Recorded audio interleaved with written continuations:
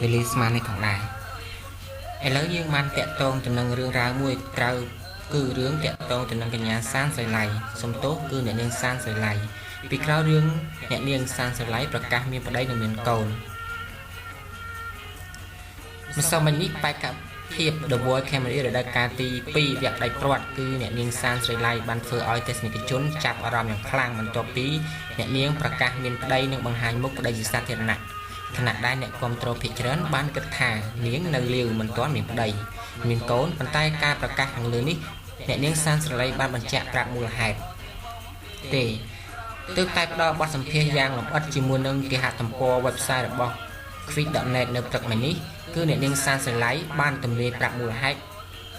ដោយគ្មានការលាក់បាំងដោយខាងក្រោមនៅពេលនោះក៏លោកតាន់ចន្ទថាក៏បានធ្វើការសម្ភាសន៍ជាមួយអ្នកនាងសានសីឡៃដែរថាអ្នកនាងលោកតាន់ចន្ទថាបាននិយាយថាសួស្ដីសីឡៃសុខសប្បាយជាទេហើយការងារសិល្បៈរវល់ដែរឬទេក្រោយប្រឡងចប់មកអ្នកនាងសានសីឡៃក៏បានតបបងខ្ញុំសុខសប្បាយទេហើយការងារសិល្បៈមិនទាន់មានច្រើនទេព្រោះទើបប្រឡងចប់លោកតាន់ចន្ទថាបន្តថាម្សិលមិញនេះឃើញស្រីឡៃប្រកាសថាមានប្តីនិងបានបង្ហាញមុខប្តីថែមទៀតហេតុអីទើបបង្ហាញពេលនេះ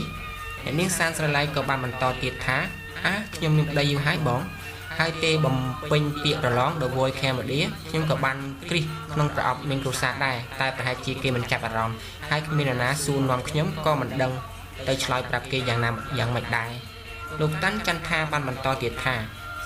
សីឡៃរៀបការតាំងពីពេលណាមកហើយប្តីឈ្មោះអ្វីមានមុខរបរអ្វីនៅមានកូនហើយឬនៅអ្នកនាងសានសីឡៃក៏បានឆ្លើយទៅវិញខ្ញុំរៀបការមានរយៈពេល7ឆ្នាំហើយបងប្តីខ្ញុំឈ្មោះខៀវម៉ៅអ្នកជំនួញនិងជាមន្ត្រីនៅក្រសួងហិរញ្ញវត្ថុផងដែរហើយពេលនេះពួកយើងក៏មានកូនហើយដែរបងតែខ្ញុំសូមលាក់សិនលោកតាន់ចន្ទថាក៏មកតទៀតថាគឺអ្នកសិល្បៈមួយចំនួនគេចូលចិត្តលាក់បាំងប្រវត្តិផ្ទាល់ខ្លួនមានអ្នកខ្លះទៀតរៀបការមានប្តីមានប្រពន្ធហើយនិងមានកូនក្តីតែគេព្យាយាមលាក់បាំងទស្សនិកជនចុះហេតុអ្វីបានជាស្រីឡៃវិញមិនបង្ហាញមុខ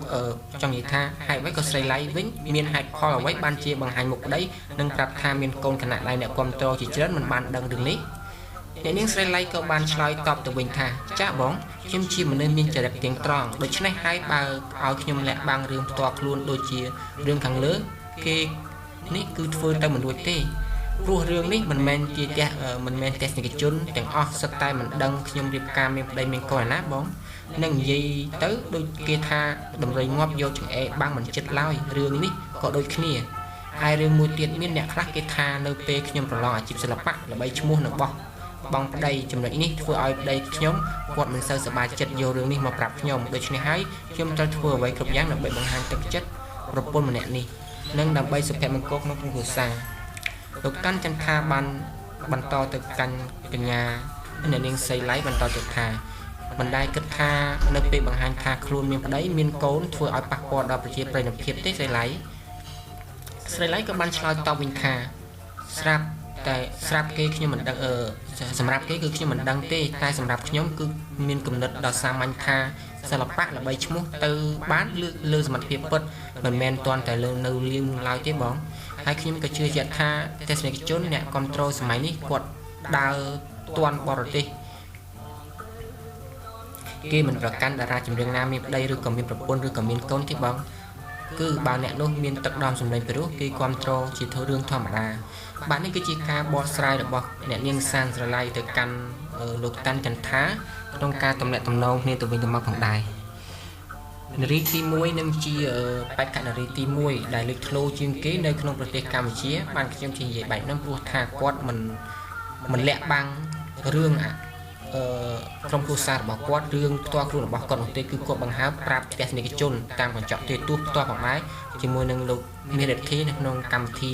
ព័ត៌មានពេលព្រឹកនោះគឺគាត់បានបង្ហើបតែគាត់មិនបានបង្ហើបអស់ទេគាត់តែនិយាយថាគាត់មានគ្រួសារមានកូនហើយតែប៉ុណ្ណោះតែឥឡូវគាត់ក៏បានបង្ហើបឆ្លើយតបទៅនឹងលោកតាន់ចន្ទថាបន្ថែមទៀតតាក់ទងទៅនឹងរឿងផ្ទាល់ខ្លួន